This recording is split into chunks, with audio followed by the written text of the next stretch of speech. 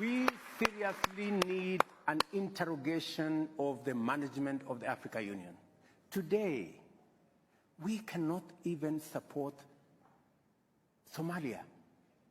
We are waiting for EU to give us $85 million. $85 million. You know, we cannot fund it as AU.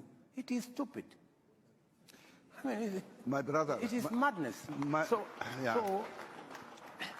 are you telling me 54 countries, 60 years after independence, they cannot manage 85 million to sort out Somalia, which has no government? Eh? Let me. I just want to ask him. Sorry, I want to ask you a question. He's my brother, but we need to talk frankly.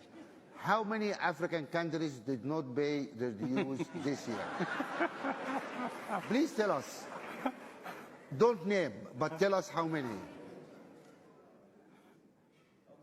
How many countries did not pay their contribution? The contribution this year. Majority paid. This is the answer of a diplomat. Yeah, let us not put Musa in trouble. No, but these are facts. It's not. I mean, I'm not naming countries. I'm saying African countries do not respect their own union. If you don't respect your own union, nobody respects you. Full stop. And then, the same guys who don't pay their contribution, they go to this international meeting and say, oh, African sovereignty, African solution for African problems, Africa this, Africa that. Come on, guys. What is this? We need to be credible. If we believe we have an African Union, we need to have an African voice, we need to do it. My understanding is your operational budget, my brother, is really paid by the European Union. This is a fact. This is a public knowledge. It's not secret or whatever. We are not paying for our own operational budget for the African Union. We are not.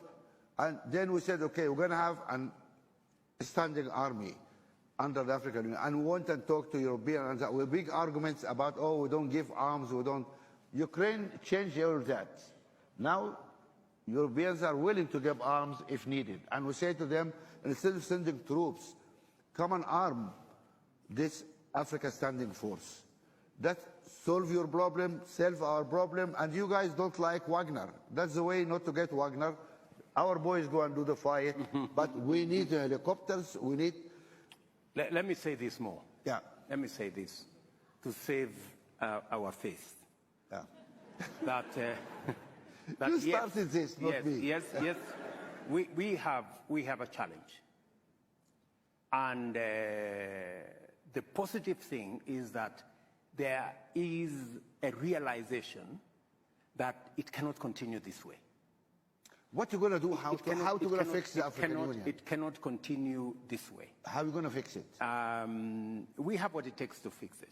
And the conversation is already begun on what do we realistically do to be able to get the African Union to take charge of the affairs of our continent. Let me give you a case in point. We decided, for example, that we are going to assemble our market using the Africa Continental Free Trade Area market. Yes, that's good ecosystem. Yeah.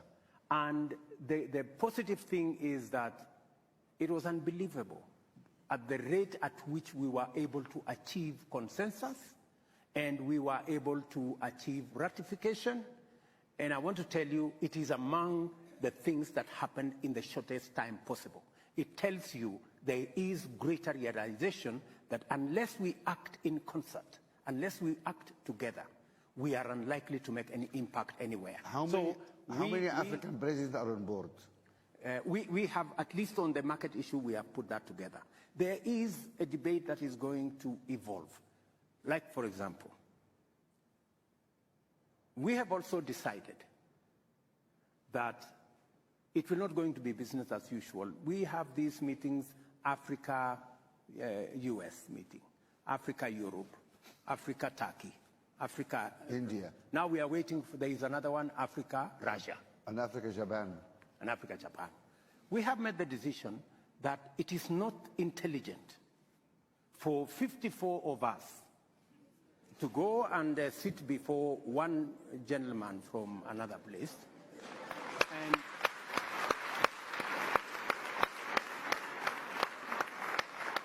I mean, and sometimes we are mistreated. Yeah. You know, we are loaded into buses like school kids. You know, and it's not right. Well, you are summoned, you know. It's not right. So the decision that we have made as AU is that going forward, if there is going to be a discussion between Africa and any other country, we are going to be represented by the chair, the outgoing chair, the bureau. The chair of the commission, or the chair and the chair of the Rex, and we have 5 Rex. That should be sufficient for, I mean, a meeting of maybe 6, 7. Yeah. That should be able to represent Africa, and that is the position I am taking as the president of Kenya. For any other meeting that we are going to have with all these requests that we have a meeting between Africa and one other country. We respect the sovereignty of others. I think to ask for reciprocation is not to ask for too much. No. And for us to agree that let us have this kind of setup. The only, because I had a conversation with President Kagame, and he actually led that particular position. I have had a conversation with Prime Minister Abiy. He believes very strongly that that should be the position of our continent. Because, as you have said, if we don't respect ourselves, nobody is going to respect us. And we should be able to take that kind of decision. Yeah. And part of that respecting ourselves is when we say African problems, African solutions. We must be serious about the solutions. It cannot be rhetoric. It cannot be talk. It must be accompanied by what realistically and practically we are doing. And what is our capacity? Yeah.